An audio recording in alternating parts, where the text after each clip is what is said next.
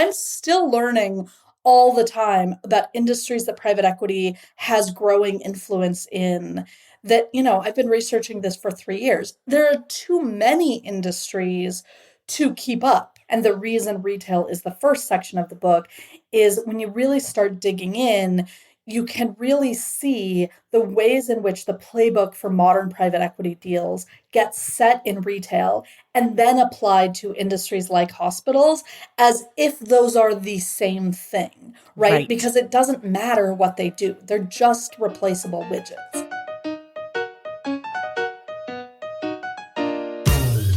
Welcome to The Stacks, a podcast about books and the people who read them. I'm your host, Tracy Thomas, and today I am joined by journalist and editor Megan Greenwell. She is the author of a brand new book called Bad Company, Private Equity and the Death of the American Dream. The book follows the lives of 4 individuals whose lives were upended when private equity acquired their workplaces or their residence. Through these individuals, we get a deeper look into the private equity industry and understand how it is harming our communities. Today, through our conversation, Megan offers us a deeper understanding of what exactly private equity is and how it works and how we got here. Plus, we talk about how she picked the individuals to focus on in the book and so much more. If you're confused and or concerned about private equity, today's episode is for you. Quick reminder, everything we talk about on each episode of The Stacks can be found in the link in the show notes. And if you love this podcast, if you want inside access to it, if you want to support the work that I do as an independent podcaster, please consider joining the Stacks Pack on Patreon at patreon.com/The Stacks and subscribing to my newsletter at tracythomas.substack.com. In both of these spaces, you will get perks like bonus episodes, access to our Discord community, hot takes on pop culture and books, our mega reading challenge, and until the end of September, access to my nonfiction reading guide. Head to patreon.com/The Stacks or tracythomas.substack.com to subscribe. All right, now it's time for my conversation with Megan Greenwell.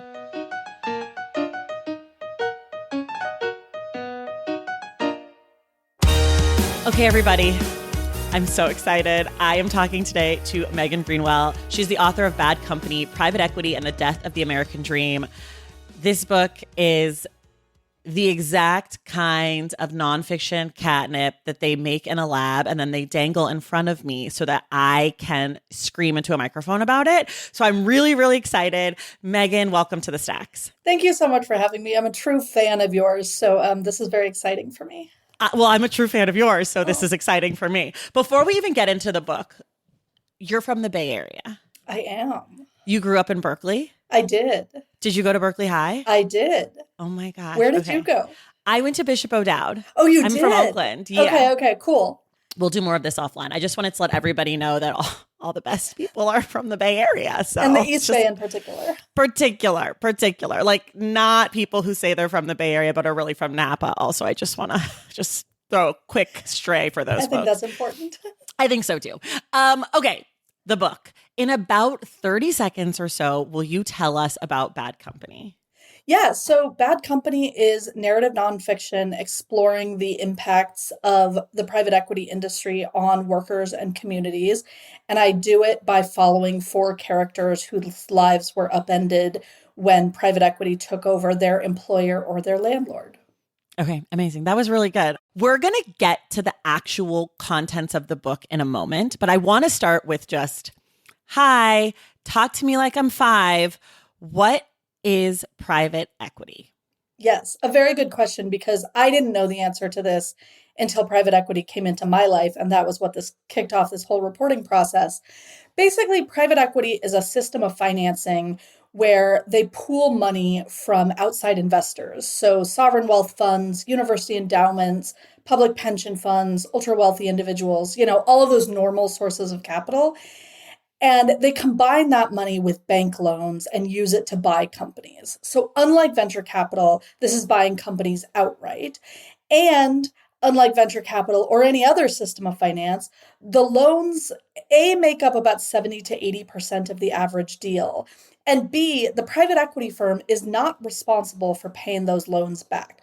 Only the portfolio company that they've bought using the loans are responsible. So if I take out $1 billion in loans to buy the Stacks podcast, and I drive the company into the ground, right? The Mhm. podcast goes out of business. It's Tracy's out of a already job. there, so good luck. See if you can drive it a little lower. um, then, if you enter bankruptcy proceedings, only the Stacks podcast is legally responsible for repaying those creditors. The private equity firm gets to walk away scot-free. So it's this weird system that sort of causes a split between the incentives of the parent firm and the incentives of the portfolio company. And that's why it was so interesting to me, because it seemed to like kind of violate everything we think we know about free market capitalism. Right. And you said they walk away scot-free, but actually they walk away having made money. Yes, great It's point. sort of like by design, that is the business model of, or a version of the business model for private equity. Exactly. So not only do they not have to pay the loans back, they also have all of these other tricks that allow them to make money, even if the company is doing poorly. So I talked about that split in incentives. One of the biggest ways in which that comes through is that a private equity firm will very often sell off a portfolio company's real estate in what's called a sale leaseback agreement. So let's take an industry like hospitals, where obviously hospitals require a ton of land. And if you're building a chain of hospitals, that becomes a ton of land. Right. And so if you sell all of those hospitals, you pocket the proceeds as the private equity firm, and then you start charging rent to the portfolio company, to this chain of hospitals, skimming a little off the top each month from the rent payments for yourself. You're doing pretty well while literally weakening the company that you've Right. acquired. So they now are burdened under these rent payments, and also these rent payments for uh, the exact same land they used to own. And they're in a much weaker position than they were before the private equity came in. Right. I want to explain this part one more time again, just because I was under the impression when I heard about this before I read your book that was like, oh, they went and they bought Toys R Us and then they made Toys R Us pay rent to a company that was affiliated with the private equity. That's not what happens. What happens is that Toys R Us already owned their store property. The private equity firm sells the buildings or sells the land on which the stores sit, and then makes Toys R Us pay rent for something they already owned outright. So Yes. they're adding a huge expense to a Toys R Us plus the loan that's like $5 billion in that case. So it's not like, oh, they were already paying rent. Now they're just paying rent to us. It's like, oh, you did not have this expense line on the P&L, and now you have a huge one, because these also are huge pieces of land, like a Toys R Us or a hospital. It's not, one little storefront on Melrose or whatever. It's, you've been to a Toys R Us, people. You know what I'm trying to say. Yes, yes, no, that's exactly right. So the rent payments go from literally zero. Toys R Us in particular was famous throughout the retail industry for owning its own land. In most cases, they had owned those parcels for like decades. So they weren't even paying a mortgage payment on it at that Right. point. And now all of a sudden they have to pay rent. And the private equity firm is literally profiting off of those rent payments. Because they've partnered with the new landlord. Exactly. In the case of Toys R Us, the landlord was actually one of the partners in the deal. So it was two private equity firms and a real estate firm. But in other cases, yes, they sell it to a company with which they have a sweetheart deal, essentially. Right. And so they win, the real estate firm wins, and only the portfolio company, the workers, and the community loses out. Okay. I want to ask you about another part of the way that they make money, which is, can you explain this 2 and 20 thing? Yes. Okay, thank So you. 2 and 20 is the basic payment structure of all private equity deals. The 20 is the private equity firm just automatically gets 20% of any profits over a certain threshold. So that, maybe that's okay, right? Because that's like at least a performance incentive. The 2 is the private equity firm gets 2% of a deal as the management fee. So 2% of the total value of the deal every single year as a management fee, regardless of how the company is actually doing. So if you're looking at a 5 or 6 or $10 billion deal, 2% every single year is working out pretty nicely, even before you get to all the like bonuses they pay themselves and dividends and all of this other stuff. That 2 and 20 like just works out so well. So in the case of Toys R Us, the company, went under kind of spectacularly, and reporting at the time made clear that both Bain Capital and KKR, the two private equity firms that had purchased Toys R Us, both made money over the life of the deal.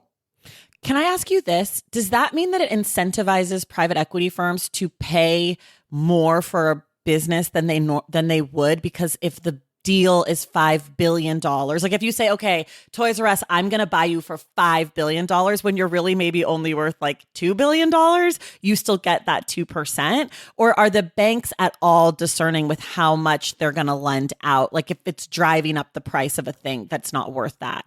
It's such a good question, and I don't totally know the answer. I mean, there Okay. are some checks at the bank level to make sure you're not paying like orders of magnitude more, right? Like if you're buying a house, Right. they'll stop you from being able to pay way more than it's worth because it's bad for their business. But that said, one of the questions I often get asked is, why do companies agree to buyouts from private equity firms? And the answer is because if you have a board, the board in most cases has a fiduciary responsibility Mm-hmm. to accept the best bid.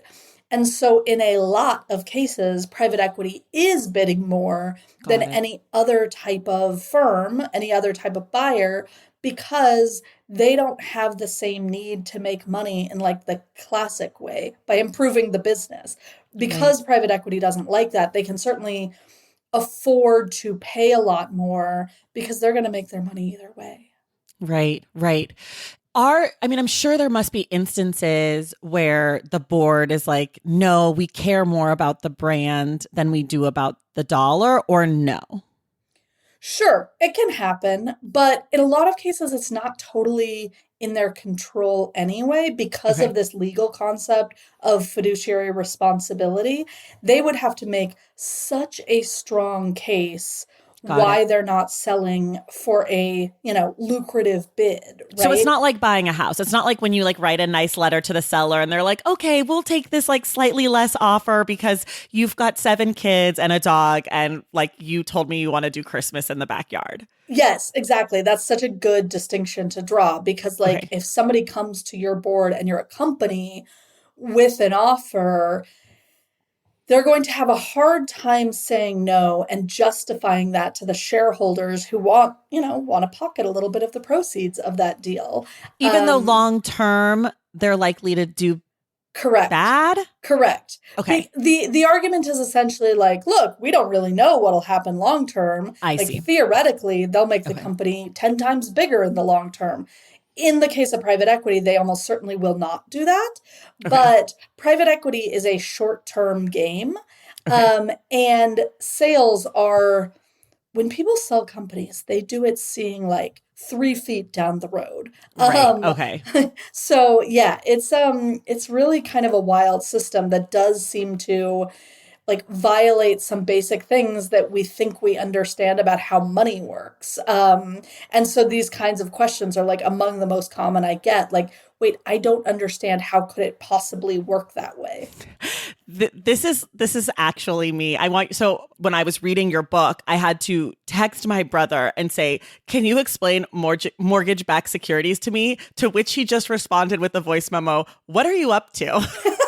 Because he knew full well there was no way I had any business even being curious about mortgage-backed That's securities. so good. He was like, "Girl, are you in trouble?" He was like, "I thought maybe like some scammer got you and you were Oh interested in like no. getting a mortgage-backed security." I was like, "No, I'm just trying to read a book. Like I'm just trying to get more information." Wow. That's true brotherly love, knowing like Yeah, she's yeah. been kidnapped. He was like, something bad has happened here. She's asking about a phrase that like is just so far outside of her wheelhouse. Yeah, that's good. Um, but okay, another question about what's actually happening, and then I'm going to shift to some other questions about what's going on in your book per se. But how come private equity gets to have these sort of like handouts or like Uh-huh. capital gains taxes, which I also don't understand. Like they're spending in the book, I think you say that they're spending in Maryland the same amount on private equity as they are on higher education. Like, how come so much of our money is going into private equity? Why is that? Why is that? Yeah. Question mark. Yeah. Final Somebody answer. recently asked me a version of this question that was, so follow-up question, do laws exist? Yeah. Um, Okay, great, and great. the answer in the case of private equity is basically no. Okay. Private equity was designed to work around existing laws, right? So it wasn't like they had to get stuff lifted. They were Mhm. just able to see like, okay, there's a loophole here. We're going to like design a system Okay. that fits through it. And so that worked out super, super well as the industry started gaining steam in the 70s and 80s. And then they developed a very robust lobbying operation to make Right. sure nobody ever got in the way of, tried to regulate it. And there have been attempts at regulating many facets of the private equity industry, right? So Elizabeth Warren has proposed what she Right. calls the Stop Wall Street Looting Act time and time and time again. And it never comes close to getting out of committee because 88% of members of the House and Senate receive donations from private equity. So it doesn't matter what side of the aisle you're looking at, Right. there's just no incentive to regulate this system. Um, and private equity people are a lot of the most powerful people in our society, in our economy, in our philanthropy. So they're doing a nice job of both engendering a lot of goodwill and sort of like disguising what it is they actually do. One of the examples of this that I think about all the time is I live in New York. Steven Schwartzman's name is on everything Do you in know New York City. do you know his daughter's my personal enemy? I do. She is Okay. a lot of people's enemy. She's. But yeah, so Stephen Schwartzman's name, among many other things, is on the central branch of the New York City Library. And I think if you asked like 100 highly educated people walking into that library, 99 of them would not know what Stephen Schwartzman does, other than that he's a rich philanthropist and maybe that he's a big Trump donor. Right. They It's cannot very identify. Sackler family. It's very Sackler family Yes. on all of the things. Yes, exactly. They have an interest in making sure we don't know what they do. And so you can get your name out there in certain ways without getting it out there that this is how you've made all your money. And I think that has been an incredibly profitable strategy because who wants to hurt the poor guy whose name is on the New York City Central branch of the library, right? I mean, I do, but I also do, but but I think more of us do I think that's than we right. And I know, to think the your point. more people learn, and that was a lot of what I wanted to do with this book, is like it is an industry that is opaque on purpose. I didn't know how it worked.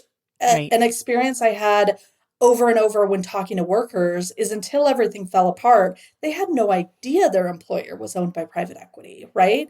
And so a lot of what I wanted to do was just pull back the curtain, not by like getting inside the firms, but just by showing people these are the effects because the Right. firms don't want you to understand the effects.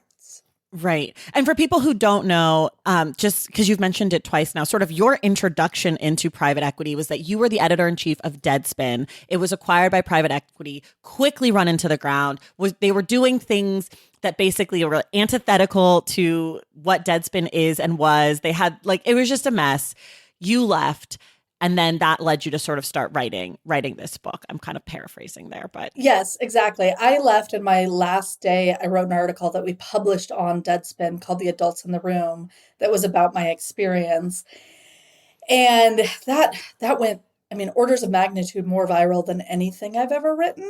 hmm, And I think a lot of people were like, great, write a book about that. And I was just so not interested in writing a book about my own experience. It's not the kind of right. writer I am. Okay. And I didn't want to write a book that was so narrowly focused on the media industry. So Right. originally I was sort of like, no, I'm not writing a book about private equity. And then I just got really obsessed and couldn't stop reading. And then I was like, okay, well, I guess this is a book, but I just have to do it in my own way. Yeah. So it's really not about my experience, except a couple paragraphs in the introduction. Right. Um, but that was absolutely my entree into like diving deeper into this world. You start the book, you have this idea, you start it. How far away are you from where you thought you might be when this book came into the world? Like, what were the things, were there things that surprised you or totally threw you for a loop? Or like, did you discover things that you were like, I had no idea about this? Oh, over and over and over. I'm still discovering things that are totally horrifying to me. So our mutual friend Brian Goldstone, you've had on the show, I went to one of his book events and I learned from him that one of his characters got evicted from her apartment because private equity bought it and jacked up the rents. And then she ended up in an extended stay motel. The extended stay motels are also largely owned by private equity firms. Largely Blackstone, which is why I want Brian Correct. to write the Blackstone book. But you guys could write it together. Well, I'll totally do it with Brian. I'll do any project with Brian. He's brilliant. But yeah, I didn't know that private equity was in extended stay motels. I'm still learning all the time about industries that private equity has growing influence in. That, I've been researching this for 3 years. There are too many industries to keep up, right? There is just no way to keep tabs on absolutely everything they're up to. Right. So yeah, I mean, I knew it would be a good book because I had been reading about it for maybe 3 or 4 months and was still getting like enraged all over again every single day. And that was a good sign to me that like I wasn't going to lose interest. Right. Right. That makes sense. So yeah, it's been a lot of that. Well, I heard you talking on the Culture Study podcast. And you mentioned that like private equity is kind of getting out of retail, which I thought was really stunning because I think of it as being sort of like in the retail and like restaurant space because of Red Lobster. Yes, so like in my totally. mind, it's like Toys R Us and Red Lobster. I cannot overstate this enough. I did not understand what private equity was basically until I started reading your book. Like I only knew those two sort of case studies, like those two sort of ideas. And so I guess in Brian's book, There Is No Place for Us, when he talked about it, it made sense to me then when I was reading your book that it was like, oh, hospitals, sure, those are places with physical locations. Because in my mind, it was like, oh, they do housing and things that have a lot of real estate. So it was interesting to like kind of go back and see the origins of this and see that like retail was such a huge part of it. And now it's not because of course that makes sense. And so I was really fascinated by that sort of evolution too. Yeah, no, thank you. I'm glad you appreciated that because that was really important to me to sort of show that evolution. And the reason retail is the first section of the book is when you really start digging in, you can really see the ways in which the playbook for modern private equity deals gets set in retail and then applied to industries like hospitals as if those are the same thing, right? Because it doesn't matter what they do. They're just replaceable widgets. And so like the sale leaseback agreements was a huge part of retail deals long before private equity was in hospitals at all. And then they started getting into hospitals largely as a result of the Affordable Care Act, which just created a larger guaranteed pot of money.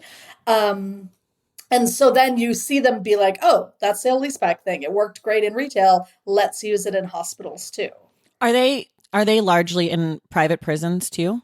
Yes. So they're in private prisons and even in government-run prisons, there are a lot of the prison like service providers. Got it. So like the super predatory phone systems that charge prisoners like $1 a minute. Right. Exactly. Oh, I feel like an idiot. Should have seen that.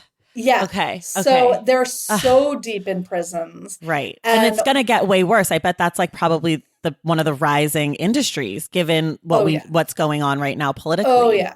Yeah, they'll be big in like this concentration camp system, I'm sure. Oh, yes. I mean, with like the deportation part of it, but also with this new like big, beautiful bill or whatever. I mean, I think we're talking a lot about like people losing Medicaid and people losing food stamps and all this stuff. But like that's going to lead to a quote unquote rise in crime, which is going to lead to more people being able to be Yes. put away into institutions like prisons and juvenile detention centers, which means there's going to be this room in the same way that the Affordable Care Act made more room for hospitals. It's going to make more room for prisons. Oh, absolutely. Yeah. I mean, obviously our criminal justice, quote unquote, system is so broken Right. that like the prison population just keeps growing anyway. Right. So yes, any way to like throw more Ugh. people in prison and gouge them on things like phone providers, is absolutely going to happen. Okay. Before we take a break, I'm going to ask you this question. Is there such thing as ethical private equity? Okay, we'll be right back. Valentine's Day is upon us, and I've got love on the brain. Love for books, duh, of course. Hello. Did you forget what podcast you're listening to? I love bringing you all great reads, exclusive author interviews, and behind the scenes book gossip. But I can only do that with your support over on Patreon and Substack. Our Stacks Patreon community, also known as the Stacks Pack, is where you can go for book club meetups, a private, very active Discord, and a year-long mega reading challenge to help you achieve all your reading goals. Plus, you also get that monthly bonus episode. Now, over on the Substack, you can subscribe to my newsletter, Unstacked, where I keep the book conversations going. I also give you a healthy dose of sports and pop culture, definitely some hot takes happening over there. And again, that bonus episode. If you don't have a few dollars to spare, don't worry. There are free options on the Substack and the Patreon to get you a little extra Stacks magic. Making this podcast is a total team effort, and by supporting my Patreon and my Substack, you allow me to support my amazing team that makes the show possible every single week. So if you or your friends are looking to meet other book lovers and support this indie podcast, come hang out with me on Patreon, Substack, or both. I would love to have you. And since we're talking about love, you can gift subscriptions to the Patreon and the Substack for that special reader in your life. For the Stacks Pack, head to patreon.com/thestacks. And for the newsletter, head to tracythomas.substack.com. And also, there are links to both in the show notes. Okay, see you in the Stacks. Okay, we're back. I left you with a cliffhanger. Is there such thing as ethical private equity? Are there firms we could be, because here's the thing that I learned also. If you're a person, an individual, or maybe you're a teacher, or maybe you have money in a pension, a state pension, or something like that, your money is going towards private equity. Your retirement, your money is going there to get a stronger return on the investment so that you can be paid out when you retire. If you are a person who has disposable income and is investing in things, right? Like maybe you're not filthy rich, but maybe you've got a little money here and there.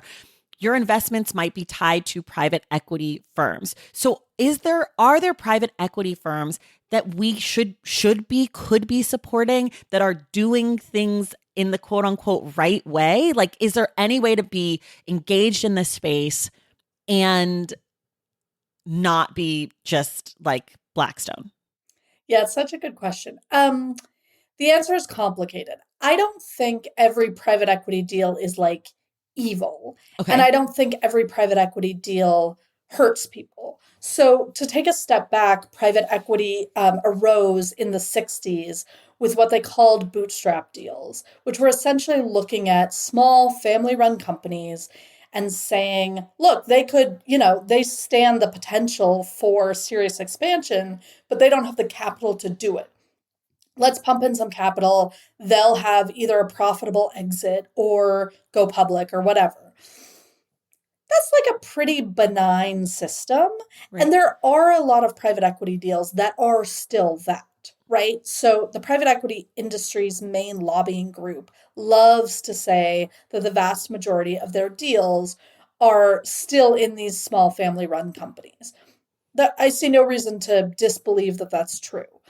The problem is the number of deals and the amount of money or the amount of workers affected are very, very different statistics. Right. And so I don't think there are any private equity firms that are really just doing these little very benign deals, I or at see. least if they are, they're doing it because they're not successful enough. Like the ethos in finance is so much about being bigger, right? And so every deal has to be bigger and more lucrative than the last. Hmm. And so there's not a lot of incentive to be a private equity shop that's really only doing these small deals, because then you just look like a second tier organization.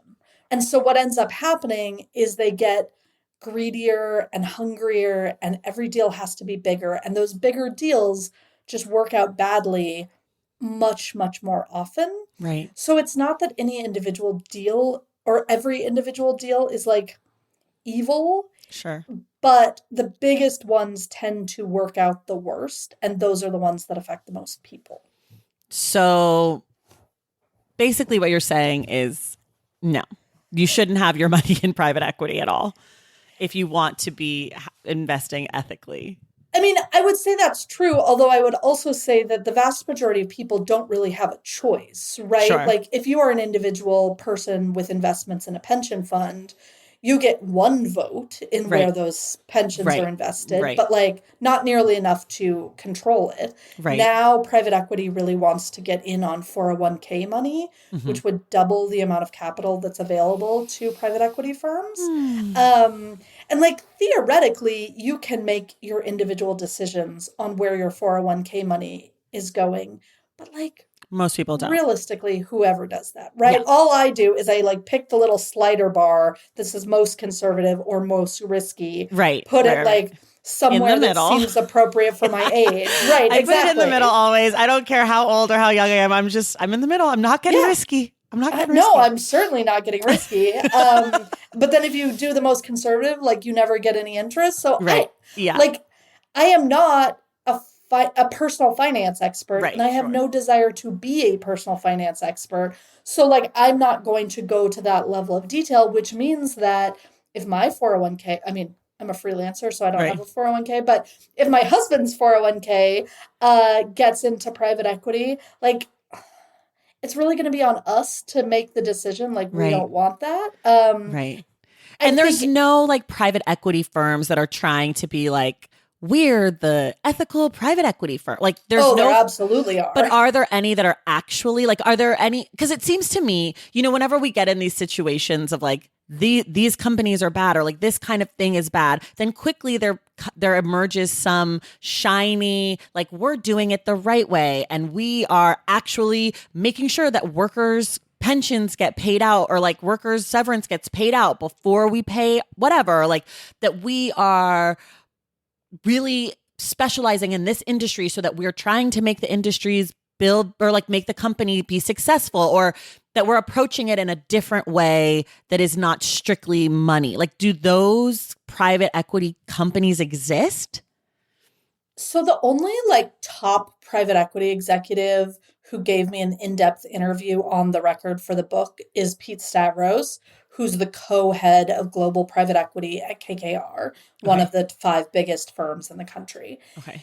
And Pete Stavros is like a super smart, thoughtful guy. And Okay. he talked to me at length and answered all of my like very critical questions Okay. with a great deal of thoughtfulness, which I really appreciated. He has sought to establish himself and KKR as like the good private equity guys, largely by establishing a nonprofit called Ownership Works. So now when KKR acquires a company, the workers at that company will get a small ownership stake in the Okay. company. So for books people, this happened prominently with Simon and Schuster. KKR bought Simon and Schuster, and every worker there had the option to acquire a small ownership stake in the company. That has been Stavros's way of saying, look, this is a more ethical way to do it. And also a way that, in his view, like engenders more productivity from workers because Okay. like Right. now they have skin They in the own game or it. whatever. Right, Yeah. exactly. Okay. And there have been successful outcomes from this. So Stavros loves to talk about this garage door manufacturer in Illinois that KKR bought turned around, sold for a profit, and you had factory workers, truck drivers, whoever, making like mid six-figure payouts. That is like genuinely cool, right? Yes. Nobody thinks truck drivers should not get a six-figure payout if their company does well, or at least nobody I want to be in conversation Yeah. with. Yeah. That said, we are talking about a couple of hundred people. Sure. And the problem is private equity companies owned by private equity are 10 times more likely to enter bankruptcy proceedings as other kinds of companies. So obviously, if your company goes bankrupt, you're not seeing a six-figure payout. You're Right. not seeing a Right. payout at all. Right. So my argument is like the system is so broken Got that it. even if it works in individual cases, we It's not. still have like this fundamental problem that needs to be addressed. Okay. Great. That answers my question.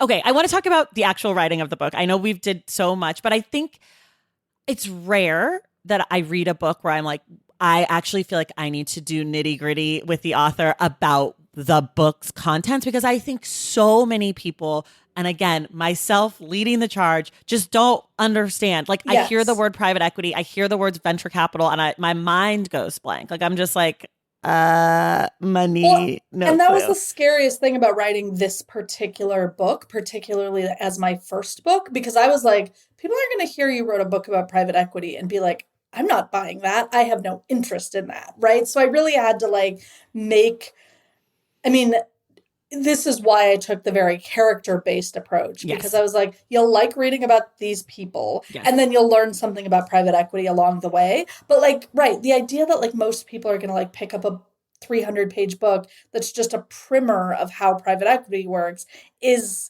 crazy, in my opinion. Yeah. And so, yeah, no, I'm glad we did some of the nitty-gritty because I think it makes it a little less like intimidating. Yeah. And I think, I mean, I said this to a friend as I was starting the book. I was like, oh, yeah, no, people can read this. Like, this is super readable. Like, the introduction has like a lot of details about sort of like what's going on here, a little bit about the money, the background. But you start chapter 1, part 1, you're with Liz, Toys R Us Liz, and it's just like, boom, we're in. I get it. I see what we're doing here. And so for people who are at all nervous about like the density of the information, it's really spread out really well, and everything that's in the introduction comes back again later to be explained again. Like I think it's really well done for us idiots. I don't know. I don't think that's a nice way. Yeah. Okay. Newbies. That's better.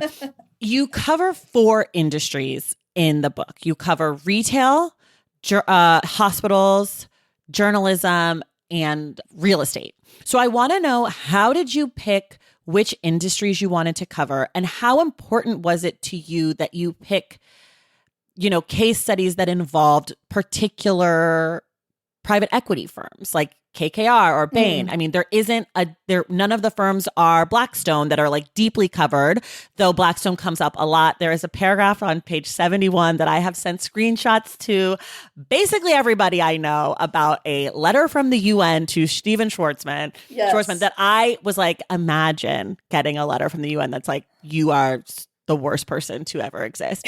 But so I'm wondering, how did you pick the industries? How did you pick which private equity firms? Did you do some changing around to find people that fit with the right firm or the right industry? Like, how did you kind of pick these subjects in this moment? Yeah, so I picked the industries first, and largely because they felt like industries where private equity is big and that are representative enough that you can sort of show that evolution, like I was describing. You can see the through line from retail to hospitals, for example, and then housing, media, and hospitals are all like public goods in some way, right? So they're all really fraught when you talk about for-profit models at all, much less like a, very hungry form of like juicing them for all they're worth. Exactly. Like big margins for hospital feels weird. Exactly. So I knew I wanted to start with I knew I wanted to start with retail because that is still just like a business, right? You may have had all the feelings in the world about Toys R Us, and hated that it went under, but it is a retail chain. Of and toys, so, of not toys. necessities per se. Exactly. So I wanted to sort of start there to establish the basics of this is how it works, and then sort of come in later with, okay, and now it's in your home and your hospital and all of these other things. I did, so once I had the industries, then I picked characters.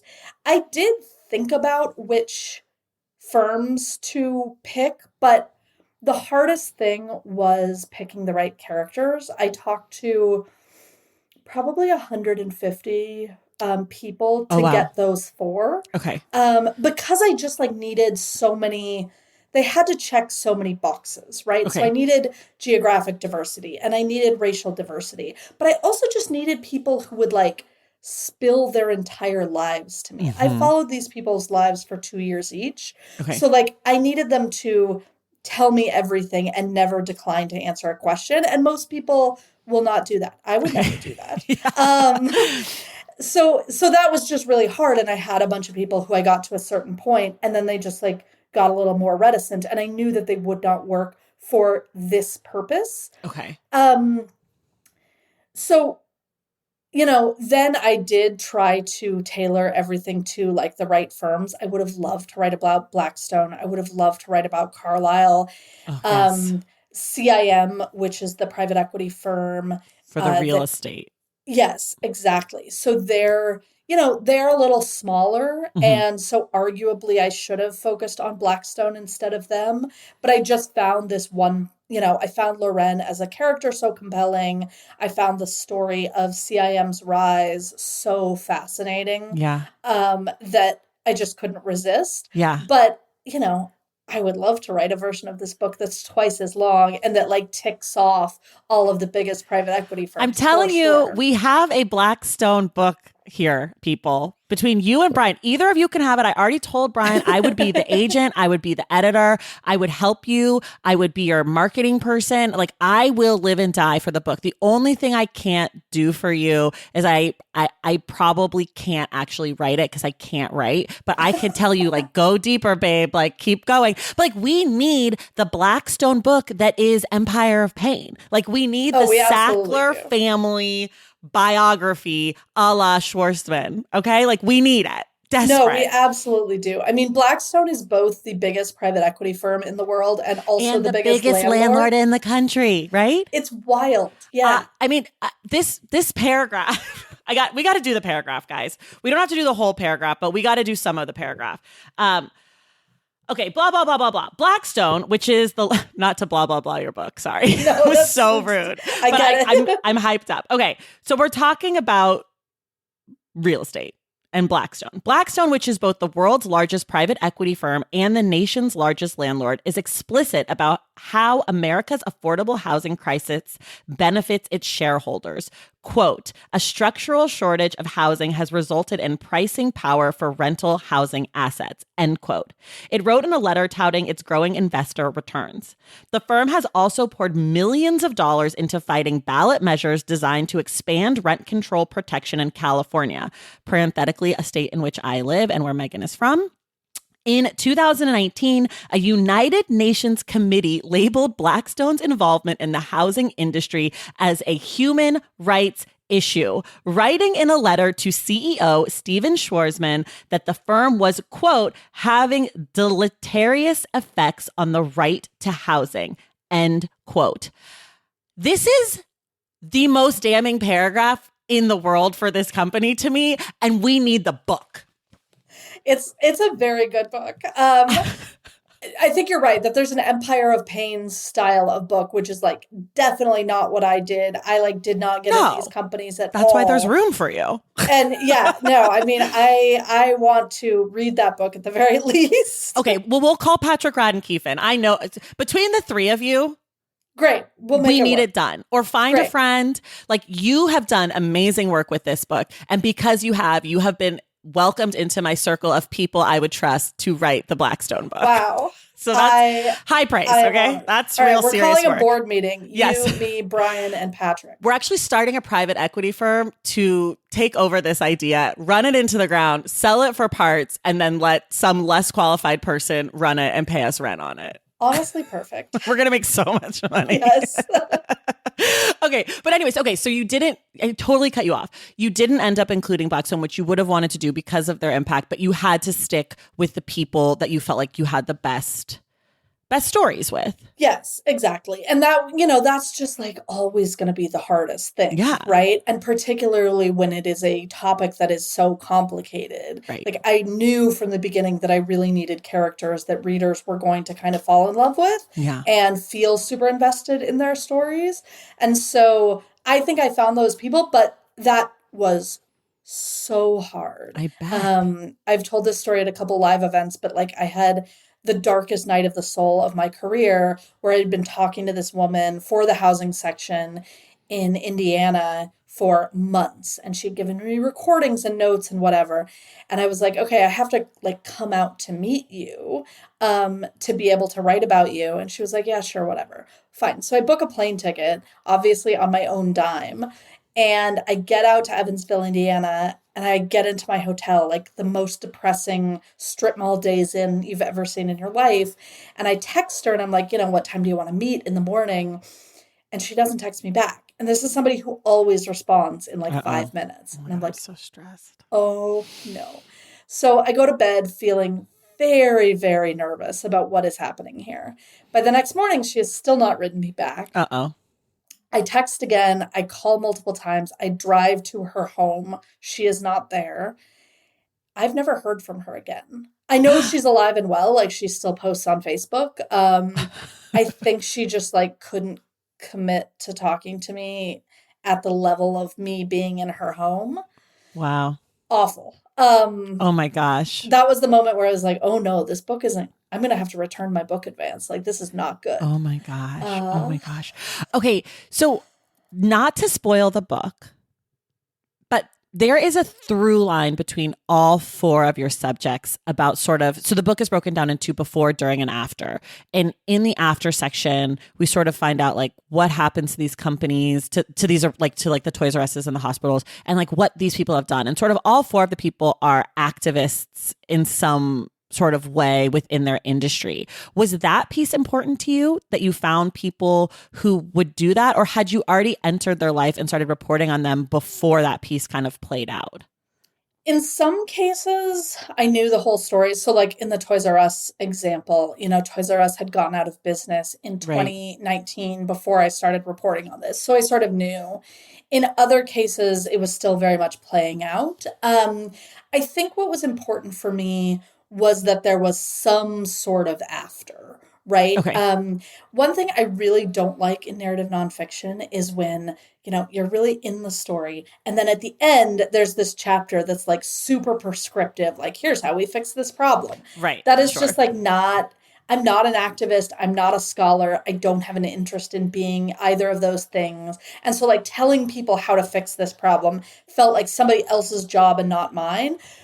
On the other hand, I knew I couldn't end this book with like, man, so this system's really bad, huh? Okay, bye. Yeah, right. Yeah. And so the way I found to thread that needle was, following people who had all tried to do something about it. I don't think, in at least 2 of the 4 cases, those folks would never identify themselves as activists or identify what they had done after private equity came into their lives as activism. In the case of the media industry, the journalist Natalia Contreras is like working to kind of rebuild the industry from the ground up. I don't think she sees that as activism, and I think a lot of people do, right? Right. And so that was super interesting to me. In the case of hospitals, that community that I write about in rural Wyoming, I won't spoil it, but has taken like some pretty audacious steps to try to save their community. And I don't think they see that as activism. They just see that as like what they need to do to continue to have a good place to live. But it was really important to me to get people who were like, whose story didn't end at private equity took my job. Right. Okay. I meant to ask you this when you brought up CIM. One of the things that I found extremely intriguing about CIM is that allegedly nobody knows what it stands for. They claim it doesn't stand for anything. But you sort of make it sound like maybe there's some ideas of what it stands for. I don't know. I have never heard Oh, a good argument. I wish I had. okay. It feels insane to me that it doesn't stand for anything. Like, I don't Like, how did believe you pick that. those letters then? You just like were like, did like the Ouija board? Like, Exactly. I can't handle it. It's It so unsettling to me. Everything about that company is very weird. Like, their origin story is like almost too perfect. It was like Yeah. these guys going door to door trying to do landscaping work in like wealthy neighborhoods of LA, and they just so happened to knock on the door of a private equity guy who just Right. so happened to be so impressed by their moxie that he decided they should form a private equity firm Yeah. together. Yeah. I mean, I'm not Yeah. saying it didn't happen. I'm just saying it No, is but very tight. could be the third book. Could be the third book. Right? This could be where we expose CIM for being a fraud. These people all were rich. They made it up. Like, we're gonna find the notes. Like, Yeah. this private equity world, to me, because of the scamming that's going on, is just rich for sequel after Oh, sequel. yeah. Like Megan, this could be your life. You could become like private equity Megan. I mean, I don't want that for you. It sounds horrible, but also like there is so much here that I'm like, we need the movie. We need like the Wolf Yeah. of Wall Street movie for CIM or whatever. Yeah. Actually, they would make a great movie. They would make a great movie. They are endlessly fascinating to me. Okay. We got to talk a little bit about your process because we always do this. There's a few questions I have to. I have to ask you this. Is there anything that's not in the book that you wish could have been? Oh, 1,000 things. Yes. I mean, talking about Blackstone, I wish the story of the tenants union in San Diego that Mm, has really fought back against Blackstone in like pretty extraordinary ways could have been in there. I mean, it's mentioned, but like could have yes. been like a focus. Another I book. I wish I could have written about autism therapy practices, which has been a Oh. huge area of private equity investment with really devastating impacts. Oh my God. Um, I wish I could have written about public utilities, which are increasingly coming under private equity Ugh. management. Um, yes, I I want to die. This is so bleak. It's so bleak, Megan. I filed my first draft of this book at like 110,000 words. And my editor was like, no, no, no, it's way too long. And I was like, no, it's way too short. What are you talking about? It has to be What twice is it this at long. now? How many I words think is it's it? maybe at 87,000, something like that. Oh, okay. Okay. Yeah, That wouldn't have been too long for me, but I'm thanks to your editor for I think other people would say thank you. I I think that's say right. let's fight. Um, how do you like to write? How often? How many hours a day? Music or no? Snacks or beverages? Rituals? Anything? The only way I can write is if I do it like first thing when I wake up. So Okay. I don't make coffee, I don't make breakfast. I just like go to my desk, sit down and write. Okay. Um, and then if I don't start first thing in the morning, I will not start. So Okay. that is just like sort of a lost day. So it always feels very high pressure in the morning. But it's sort of nice because it's just like I know what I need to do. Like and then I usually will write for 4 or 5 hours. So I will write through the first half of the day, essentially. So, maybe 7 to noon, something like that. And then at the moment I take a lunch break, like there won't be any more writing. It's just over. Between 7 and noon, are there any snacks and beverages? Is there any break that happens? Or do you just sit down and just all you do for the first 4 to 5 hours of your day is write if you get it going? I will take pee breaks and occasionally I will, I generally won't eat. Sometimes I will take a break to walk my dog. And sometimes if I like need to go really deep in the zone, I will say to my husband, like, that's your job. I'm turning on do not disturb. Okay. Um, because I'm so stupidly precious about it that like once I get Okay. interrupted, it feels like I will never get that flow back. And actually one thing, like I do not come out of like the writing craft world and I've like Okay. made fun of those people to some extent. I'm sorry to all of my MFA friends, but like one lesson that I finally applied during the writing of this book that I had never tried before and I had like a little bit scoffed at, but is absolutely true, is the idea of like, they call it parking downhill. So you're supposed to stop for the day in the Oh, middle of a thought or even in the middle of a sentence so that the next morning you're not starting from a dead stop. I You like see. know exactly what you need to do. And that has been Mm, so good for me because I starting from a stop is the hardest thing, right? Like I see. starting a new section or a new chapter feels like running up a mountain to me. But you don't lose the thought? Because I I would lose the don't. thought. It Okay. has to be something obvious enough that I know I won't lose it. And Okay. sometimes I will write like a couple of bullet points Got it. below about what I need to do. But yeah, it's like the only way I've found to like make sure I pick up the next morning and I just start writing. I love this. I'm going to let you off the hook for not having a snack or a beverage because I like this. And I think you're the first person to ever say this on the show. I've never heard of this. Whoa. So Okay, I'm cool. letting you off the hook, but I can't be sure the listeners will. So that's something you're going to have to deal with. Um, what's a word you can never spell correctly on the first try? Um Honestly, this is such a I feel Oh, no, like you're a good speller too. I mean, I am a very good speller, but I do like every time I write the word Wednesday, I have to look at it Oh, over and okay. over Good. and be like, Good. right, Thank you. right, yes, I okay. was going to say, if you were a good speller and you didn't snack, I was going to be like, Megan, we can't release this episode. The people will be so mad. The people will be so mad. To be clear, I love snacks. The problem is I love snacks Too much too much. to write. They'll interrupt it. I'll like be distracted by how delicious my chips are, and then I'm What screwed. kind of chips? Give us something to work with. I mean, any sort of like I just love any salty snack, but like Okay. any corn chip ranging from like a plain like tortilla chip, no Okay. salsa, great. Okay. Um a Dorito, great. Like Okay. honestly, give it all to me. A corn chip. Okay. Okay. Phew. Okay. Guys, Megan's safe. Don't worry. We don't have to hate her. You can still get the book. I really like the book, but I like snacks more than any book I've I ever mean, read. I agree with this. But I like Uh, snacks way more than working, and so I just yes. Well, yeah. for sure. Is this process that you described the same for when you're doing just journalism writing as well? Or is it Yes. strictly just for books? Yes. So when I was like a news writer earlier in my career, then I was far less precious about it because it was just Got it. like, just get the facts on paper. When I'm Uh-huh. trying to write like beautiful, I think that's when I get Okay. annoying about it. So now I write mostly like long form features and the process is very much the same. Okay. Got it. Um, So, in your acknowledgments, my favorite part of every book, you thank your agent for being a good gossip with you.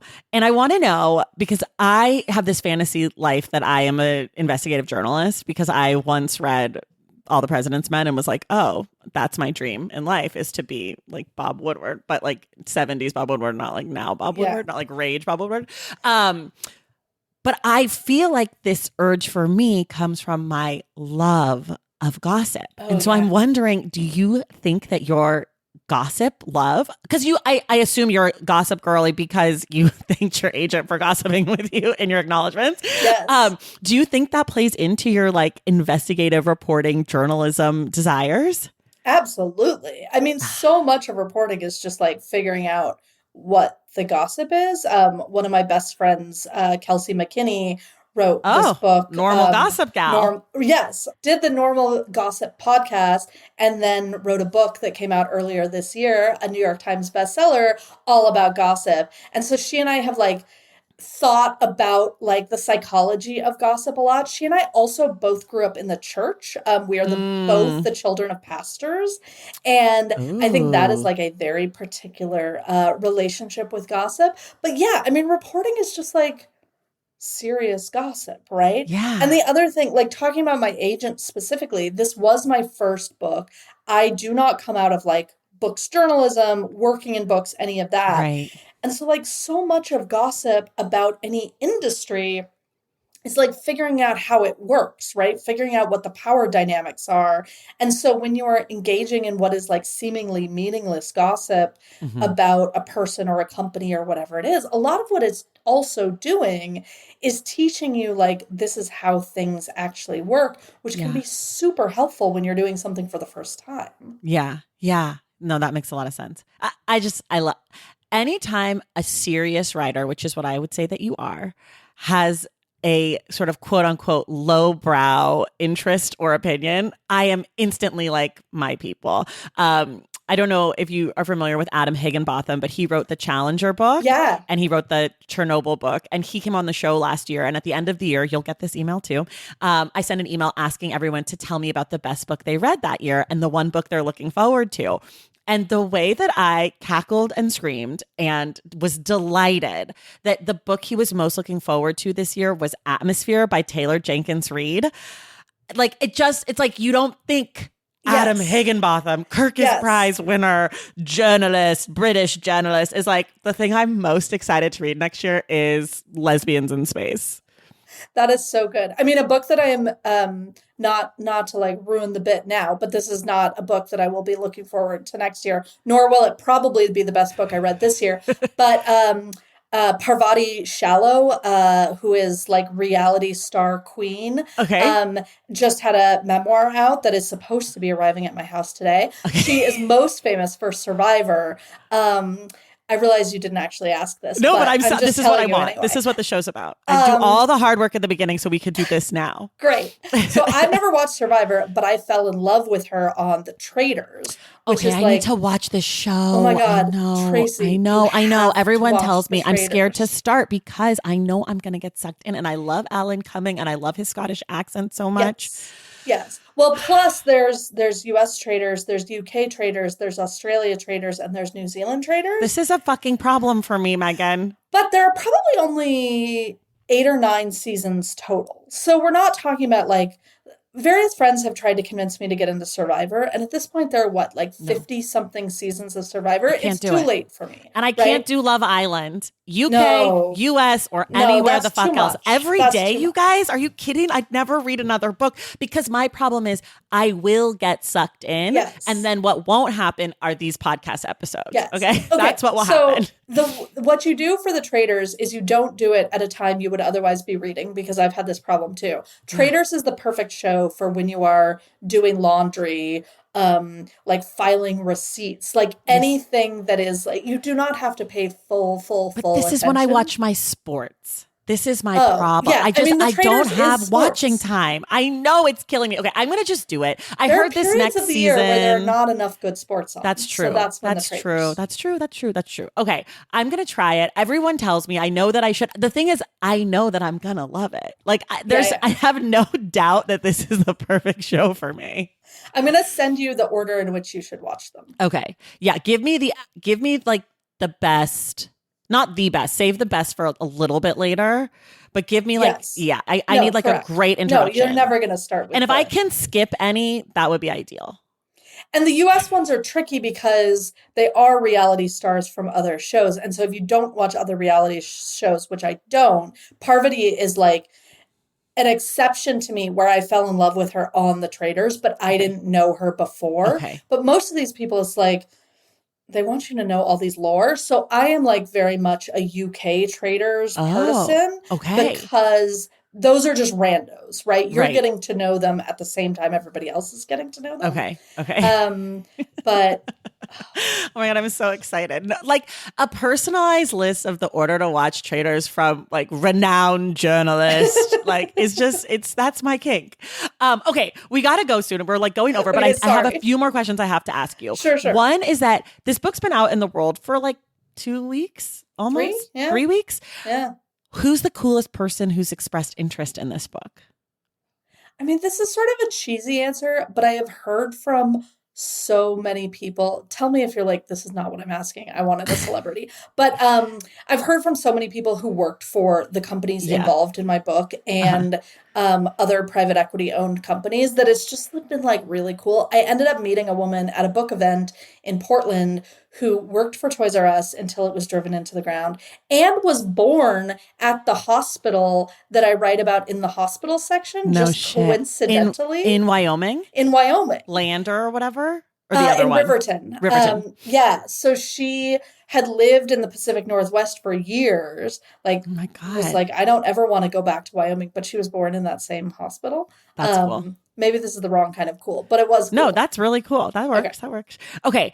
For people who love this book, what are some other books you would recommend to them that are in conversation with Bad Company? I mean, I have to say Brian's book Yeah, because duh. it's, Because we've there been talking about is, it this whole time. yes, there's a lot of overlap and there's a lot of like, we were clearly like kind of setting out on similar projects, Yeah. which was exciting to me. Um, a weirder one that is also a friend, is Amanda Hess's book, Second Life, which came out in May. I don't know that. The overlaps are not super obvious. So Amanda's a cultural critic at the New York Times, and she wrote this book about um, Oh, yes, I n- do. Sorry about navigating babies. pregnancy Yeah. through the lens of the internet. I am not a parent. I am like Okay. not an aspiring parent. But I just found this book so fascinating in terms Mm. of like how clear-eyed its philosophy is in looking at systems that we all take for granted and questioning them, right? And so that though the books are very different, that was like sort of something similar to what I set out to do. And then there are just like while I was writing this book, I went back to my favorite narrative nonfiction books over and over and over, just to like keep kind of that spark lit for me. Yeah.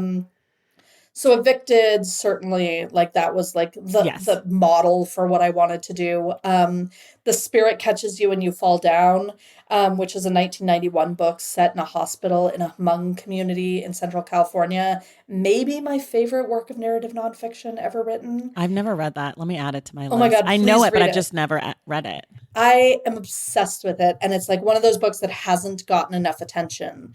I'm just crazy about it.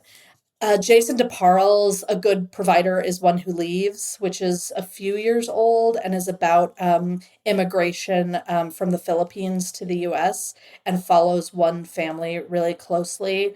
Um, yeah, Those are so good. I definitely think, obviously, Evicted comes to mind. It's sort of like the gold standard of this, like, narrative nonfiction that follows people but then exposes industry. It totally. also, I mean, I don't know if you read The People's Hospital a few years Yes, ago. That book so sort of good. follows that same kind of model.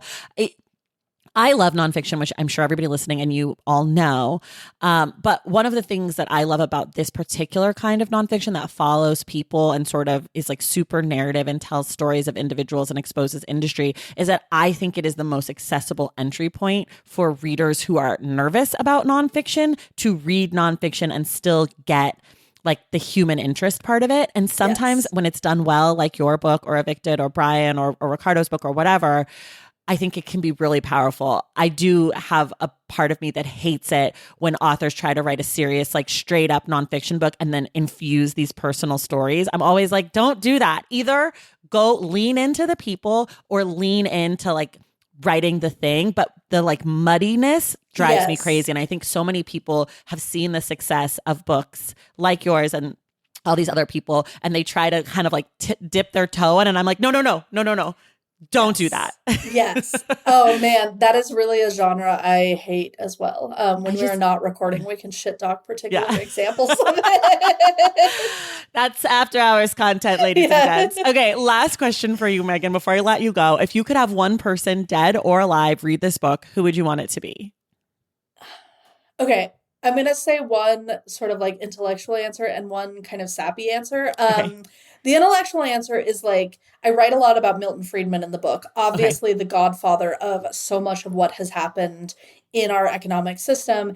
And yet, I argue in the book that he's also this actually sort of goes against the private equity system goes against a lot of what he outlined. So his Mm, infamous New York Times essay about shareholder value theory actually says there should be exceptions for schools and hospitals, and right. schools and hospitals are two of the most active area investments for private equity now. So I would just be genuinely curious like what he made of it. Mm, And then my sappy answer, like the book is dedicated to my dad, who was, you know, such an important person in my life. Never went to college, but like made me love reading in a really deep way. mm, And I was still working on the proposal when he died in 2021. And it is like I would yeah. have really loved him to have gotten to have seen the book completed. Ugh, I love both of those answers. Thank you. Um, Everyone, you can read and you should read Bad Company. It's out in the world. You can get it wherever you get your books. I listened to, I think, 1 or 2 chapters on audio. I like your audio guy. He did some other book. I think he did like the book about guns or something from like One Nation Under Guns. That's what it was. Yes. Yeah. And I listened to that too. He's like a serious man who reads nonfiction. And I'm sort of into it, sort of hot. Okay, good. So if you guys want that, I can vouch for the audio, though I think that if you are more nervous about nonfiction, you probably want to read this one with your eyes because there's a lot of information. I did a lot of underlining and you might need to go back, or if you're doing an audio, be comfortable going back and like re-listening to things because it is kind of detailed and I did flip back and forth a lot. So my recommendation is physical, but the audio is good. I like the guy. So that's what I'll say. But Megan, thank you so much for being here. Thank you so much for having me. This was so fun. This was amazing. And everyone else, we will see you in the stacks.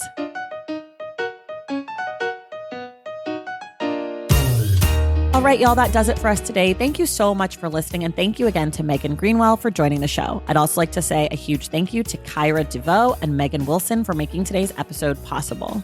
Remember, our book club pick for this month is God Help the Child by Toni Morrison, which we will discuss on Wednesday, July 30th with Dana A. Williams. If you love the show, if you want inside access to it, if you want some perks, go to patreon.com/thestacks to join the Stacks Pack and subscribe to my newsletter at tracythomas.substack.com. Make sure you're subscribed to The Stacks wherever you get your podcasts. And if you're listening through Apple Podcasts or Spotify, please leave us a rating and a review. For more from The Stacks, follow us on social media at The Stacks Pod on Instagram, Threads, and TikTok. And check out our website at thestackspodcast.com. This episode of The Stacks was edited by Christian Duenas with production assistance from Waikia Freelo. Our graphic designer is Robin McCrite, and our theme music is from Tegirigis. The Stacks is created and produced by me, Tracy Thomas.